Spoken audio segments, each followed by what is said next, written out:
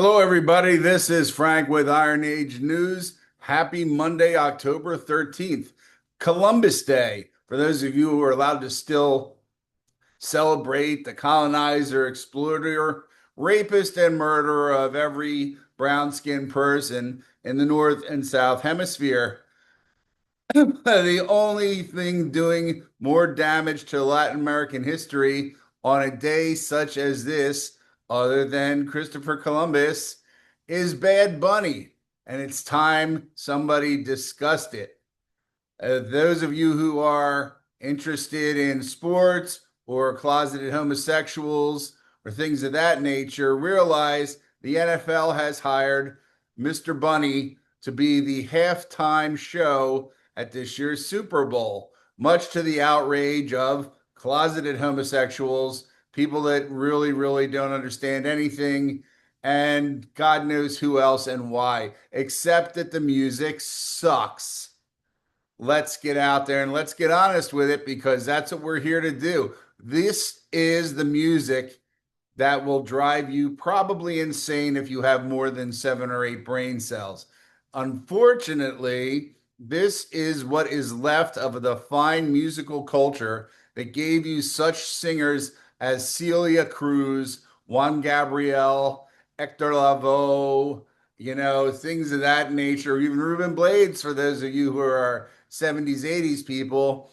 And now from that to Pitbull to this. We won't even talk about Menudo. So this is a cultural autopsy, and thank you for sitting through this. How and when did Latin music lose its soul? And Bad Bunny is the proof of it, or is he the proof of it? Once upon a time, Latin music was a cathedral. Every singer was a storyteller. Every lyric carried weight. My abuela and tias and tios would sit around, chain smoking non-filtered cigarettes, plotting the revolution and listening to the boleros and the salsas, sometimes the ranchero, because we're not that down with the campesinos. Fuck them. They weren't just genres, they were emotional languages. You could trace entire generations through a way a man like Luis Miguel bent a single syllable. Or how Celia Cruz, those of you know Celia Cruz, could command a full orchestra and still make you feel like she was singing just to you. But today, what do we have? We have looped beats. We have auto-tuned murmurs. We have lyrics about cars at the club and side hustles for people that don't have primary hustles. It's not passion anymore. It's packaging. It's the same shit, different race, bullshit, third world soundtrack, fucked up. What are we to do about it? Right? The fall of Latin music isn't about one artist, although I blame the bunny. It's about an entire system that swapped craft for commerce. If you want to design a perfect soundtrack for stagnation, other than mumble rap, you'd make it sound exactly like modern Latin trap music. The rhythm never changes, the melody never moves, the message never grows, right? You don't know when one song ends and one song begins. I feel like I'm in rendition. If you're around it a lot and if you've been in countries where this is on everywhere, I can be landing on an airplane and this shit comes on. I'm in the waiting room and it's still on. I'm in the car and I have to say, por favor, senor, you know, musica clásica. Give me a fucking break before I kick you through the windshield with this shit, right? These are not songs for the revolution, baby. They are the loops for sedation. The song Gasolina, if you're not a murderous psychopath and or an opioid addict after listening to this thing 5 or 10 times, you're just not trying. In the mid 2000s, right? And I can tell you exactly when this all went down. I used to be around this music an awful lot. I like the old stuff. I hate the new stuff. That's why I get in fights with the girls because they want to listen to this new bullshit. And I'm get the fuck out of this car, get out of my club, get out of my this, get out of my that. Vamos, right? Cheap digital production made this all possible to flood the internet with thousands of nearly identical tracks. Same beat, same tempo, same vibe. And the streaming platforms loved it because record sales in South and Central America and the islands are not the same as they were in the United States. A lot more bootlegging, a lot more sharing, a lot more not paying for shit. So we had to get the sounds out there to so the guys could do live performances, perhaps. And then, of course, YouTube came in, and you will see guys like Bad Bunny that have 348 million views because nobody buys the record, right? They go on there and do it. And the streaming platforms love it, right? The algorithms reward predictability. So the most repetitive songs got the biggest reach. And the result was a sonic fast food chain exported globally, digested instantly, and forgotten just that fast. This isn't a conspiracy. It is capitalism with a metronome. If you are in certain regions, maybe they have a little bit of regional music, but in general, the teen anthem, the 20s and the 30s, it's this garbage and it doesn't go away. You have Daddy Yankee and a lot of this comes out of Puerto Rico, which is strange because years ago when I was in Puerto Rico, classical Spanish is always different in different places. So I can't say classical Spanish or classical Latin or whatever because there's variations thereon. Cuban most famous is from the mambo, the full orchestra, the Desi Arnaz era. Anything with a full orchestra used to be mostly the Cuban stuff. Of course, the other countries in South America did it. Puerto Rico, a lot of the guitars and the fish and a couple other things. I had the good luck to hang around one day with Los Quintos de Puerto Rico, and I forget the other guy's name. I have a picture somewhere. And they were in my hotel, but they were like the biggest traditional musicians in Puerto Rico of Puerto Rican and classical Latin music. Monsters, playing the eight strings, 10 strings. They got all kinds of stuff going on. And that was all that was happening out there, right? Then the reggaeton, well, you had the other things, the child groups, the menudos and stuff like that. And then you have the reggaeton, then the rise of the machines, and then your favorite and mine, the auto tune arrived, which is in the 1990s. Digital studios replaced live bands because who could afford to take 14 people on the road with you, right? And suddenly the producer mattered more than the singer. A case in point, Gloria Estefan's husband, I believe, is a billionaire. We had met him at an event last year down at it'll come to me later. It doesn't matter. He didn't really hang out. The man is a monster. He is a physical presence in the Miami-Dade area, as is his wife. And as far as production of Latin music, if you still have a single, you have Michael Anthony or whatever his name is, didn't care for him, Ricky Martin, Shakira. He has recorded them all. But these other slapdash shitbag guys, they are out there, they're doing the same thing. Okay, except they're doing it with this reggaeton. And at this point, as we said, the producer is more than the singer. Where we used to have a bolero, which was captured on a real performance, a reggaeton track can be built, sliced, and tuned until it is perfect. There's usually pretty dense production value because the talent sucks so bad. But perfection killed the voice, and the voice was the only place that had humanity living in it. So we'll fast forward to Bad Bunny. All right. He is not a villain all the time. He is an asshole for a lot of things, but he's a product of his environment. He was built, once again, in the old days, he would be a pop idol. He's a pop idol today, right? He pushes what he is told to push. He is very fluid with his sexuality. He is very fluid with his dress. He is just the most fluid son of a bitch you've ever run into, right? And that works well for them because that keeps certain people happy. It keeps him on the heavily produced records. It keeps him wealthy. Everybody benefits by having the bunny around. So his thing is he represents a generation that was raised inside that algorithm. He's a performer who curates mood instead of melody and like an aura instead of artistry because he doesn't have that. He's a failed fashion model and possibly homosexual porno star, depending on who you talk to. I don't talk to enough people, but that's what I'm hearing. There's a little something going down there. But that's his market and he loves it. Hey, you're supposed to appeal to your audience. If your audience doesn't want to have sex with you or tear you to pieces, you're not doing your job right.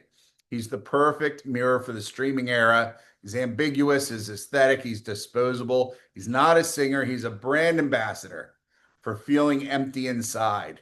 When you don't know what to listen to, you put on the bunny and it just stops the brain from working. When the world applauds that kind of artistry, it's not celebrating rebellion, it is buying distraction.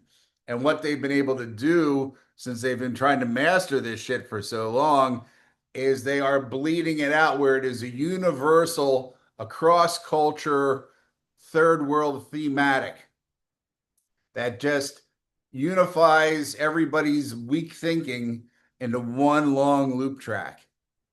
Okay, something deeper is dissolving with this. It is the cultural moorings of the community. Latin music once reflected a moral tension. Love was sacred. You had the heartbreak was tragic, mi corazón, and the lyrics carried consequence.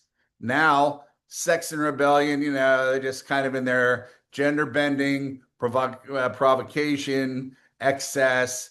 These aren't genuine revolutions. You're going to get drunk and high. Take that, mom and dad. That's not changing the Constitution. You're going to glory hole it up for 6 or 8 weeks. Once again, no one's changing the laws. Well, maybe they will for that.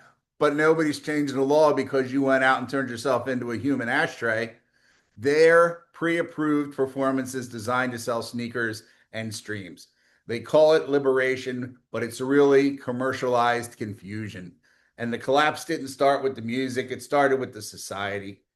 The old anchors in that era, and they're going to say I'm stereotypical, but you can also go fuck yourself. The church, family, community, all lost its authority. The parish and the plaza, go to the plaza to hang around, right? Gave way to the club and the phone scene. When faith and family stop binding the culture, the market steps in and it monetizes the vacuum. Today's artists don't sing from within a tribe. They're not regional. They are not a certain background and history. They sing into a void. Their beats provide rhythm in place of ritual. Their followers replace the family. The hashtags replace the hymn. Like I said, if you see the long-standing history of the music, those of you who grew up in it, even for some times where we've had flash in the pan groups, if you'll recall the Gypsy Kings. Remember that thing hit everybody? Couldn't get away from those bastards for a few years. The point was it elicited a mood, right? It was a mood to it. It was kind of racy. The women liked it. They know what the hell they were saying, but it didn't matter. You know what I mean? That's not what you get with the bunny. It's not what you get with, Daddy Yankee or any of these. You'll know that if it comes on. I'm hearing it in my head right now, and I want to throw my head out the window. Okay. So we're talking about this and we're saying we can call this freedom, musical freedom. And what are you free for, right? What are you free from? This is a part and parcel of this new bullshit culture. It preaches liberation, but deserves isolation. There's no culture, there's no craft, there's no intellect going into this, right? It's like you said, Celia Cruz. It's nothing of the old days. Nobody's out there singing Perfidia. Nobody's out there singing any of the old songs, right? You're not going to get even the What If It's the Social Club isn't coming out of this fucking thing, right? The artists aren't prophets of modern love. They are pitchmen, especially Bunny, for ambiguity. Is he dating Caitlyn Jenner? Is he dating Bruce Jenner? Is he dating the other boy? Who knows? Who cares? I don't care because you know what? I've got things to do and I don't need this music to keep showing up on my service or in clubs where I am because I'm like, oh, what the fuck is going on with this shit? It's just rough on you But when you look at it from the next step, which is this is really, we have it somewhat in Western culture with the electronic music, but this is really just throttling back the old sensory array, having this shit out there. It's not helpful. They're going to show you a study at some point that says if you play this for too long, you just fall to pieces. And it's failed club girls, it's failed people that are living under $4 a day in some backwater country.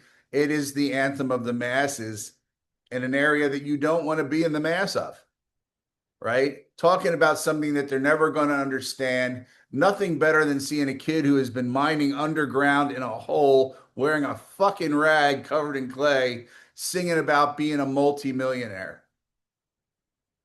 That's this kind of shit. You know what I'm saying? Like, I don't want to break this to you there, essay, but if that hole doesn't kill you, tuberculosis will. You aren't going to be out there styling and this and that and profiling, jet plane riding, as you say. That is not what you are doing.